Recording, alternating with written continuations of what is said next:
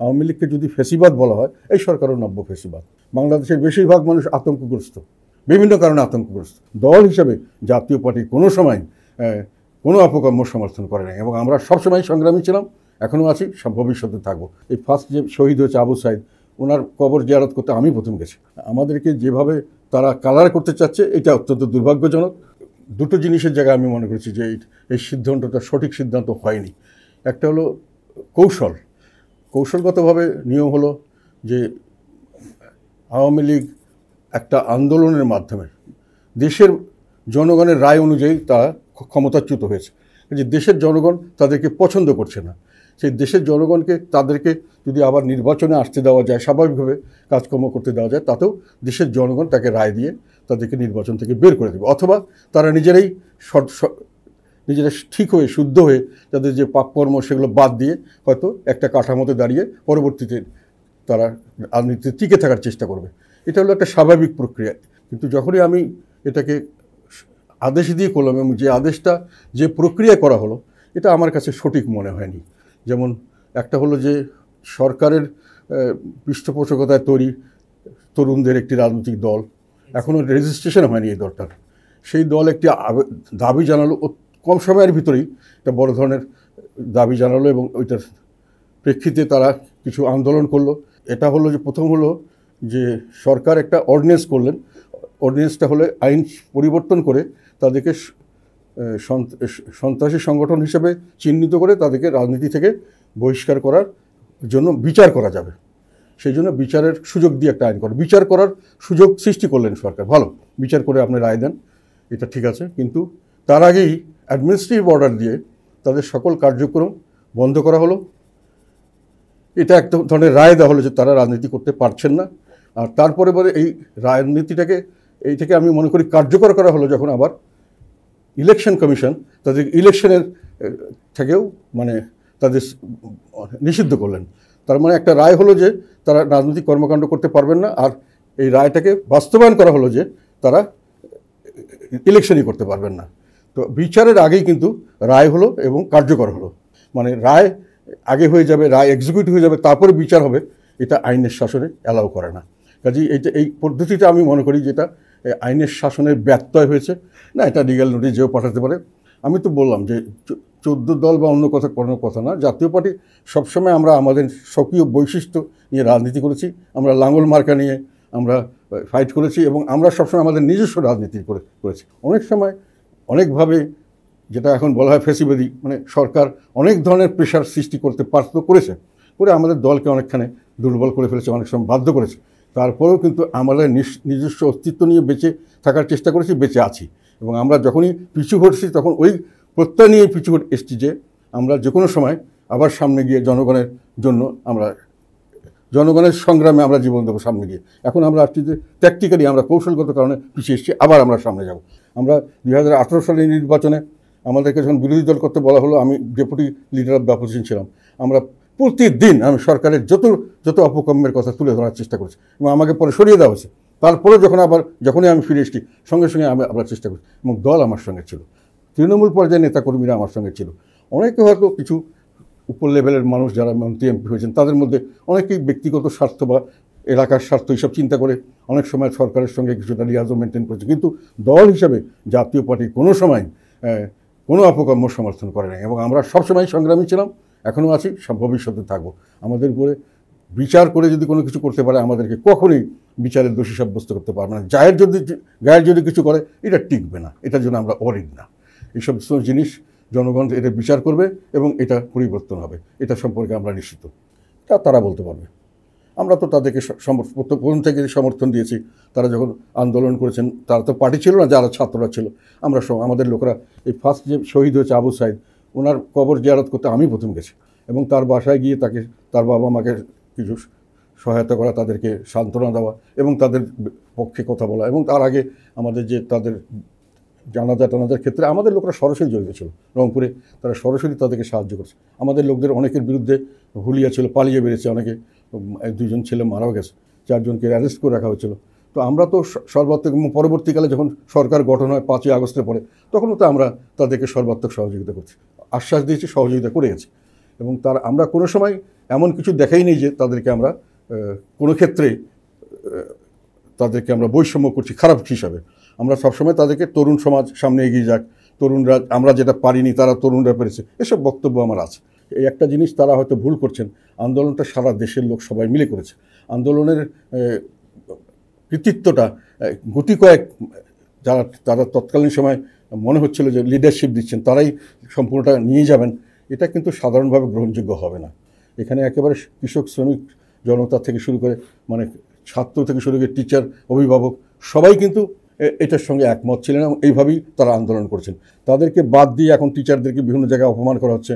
তাদের যে সমর্থক গোষ্ঠী, তাদের প্রতি যাদের সহানুভূতি, তাদেরকে যারা সামনে দেখতে চান, তাদেরকে ওনারা নিরুৎসাহ করছেন। এটা তাদের জন্যই, এটা আমি মনে করি সঠিক সিদ্ধান্ত নয়। তবে আমরা তাদের জন্য ভীত নই। আমরা জনগণের রাজনীতি করেছি দীর্ঘদিন থেকে, আমরা অনেক উত্থান পতন দেখেছি। আমরা জনগণের সঙ্গে থাকব।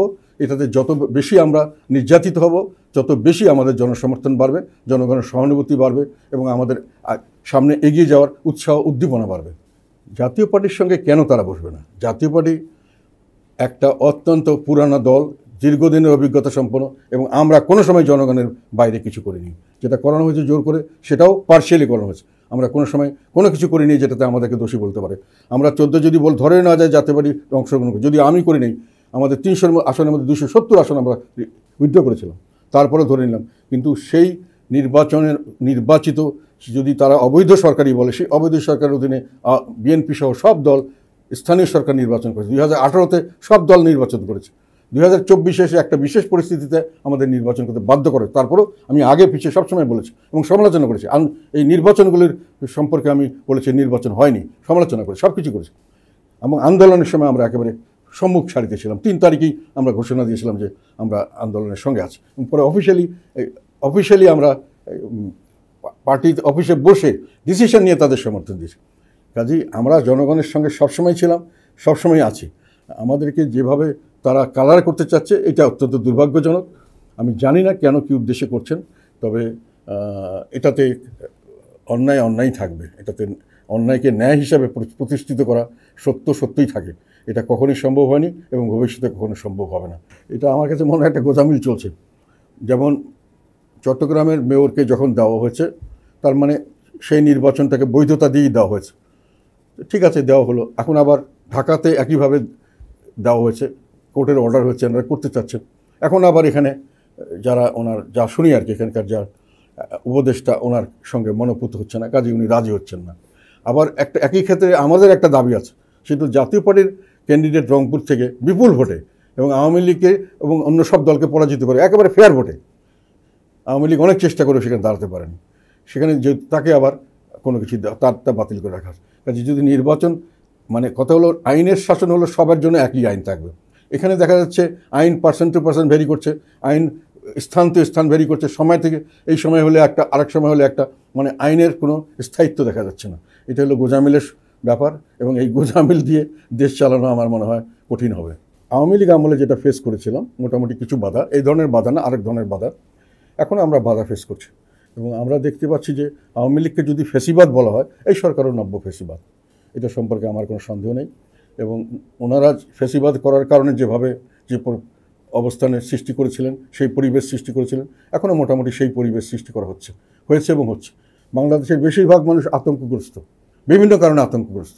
কোনো লোকই নিরাপদে সুখে আছে এরকম বলা যায় না, যে যেখানেই থাকুক। আমি মনে করতে চাই বাংলাদেশ অর্থনৈতিক অবস্থা অত্যন্ত নাজুক, অত্যন্ত ঝুঁকিপূর্ণ। এখন এই অবস্থায় আজকেই দেখলাম যে 3.25 লক্ষ নতুন বেকার, তাও বাংলাদেশ ব্যুরো অফ স্ট্যাটিস্টিক্সের হিসাবে। সেটা হলো যে যারা এই গত কয়েক মাস ধরে চাকরি খুঁজছেন, এখনও চাকরি খুঁজছেন, তারা বাদেও কিন্তু কয়েক কোটি লোক অলরেডি বেকার, তারা চাকরি খোঁজা বাদ দিয়েছেন, হতাশ হয়ে অন্য করে কোনো রকম জীবিকা নির্বাহ করছেন। কাজে বাংলাদেশে বেকার বাড়ছে, মানুষের ক্ষুধা বাড়ছে, আইন শৃঙ্খলার অবনতি হচ্ছে, কোনো নতুন ইনভেস্টমেন্ট আসছে না, এবং সবচেয়ে বড় কথা যে বিদেশ থেকে যে শুধু রেমিটেন্স ছাড়া আর তেমন কোনো আয় হচ্ছে না। বিদেশি অনেক ইন্ডাস্ট্রি বন্ধ হয়ে যাচ্ছে, অনেক অর্ডার কমে যাচ্ছে। স্থিতিশীলতা ছাড়া এই অর্থনৈতিক কাঠামোয় কোনো ক্রমেই শক্ত করার কোনো অবস্থা নেই।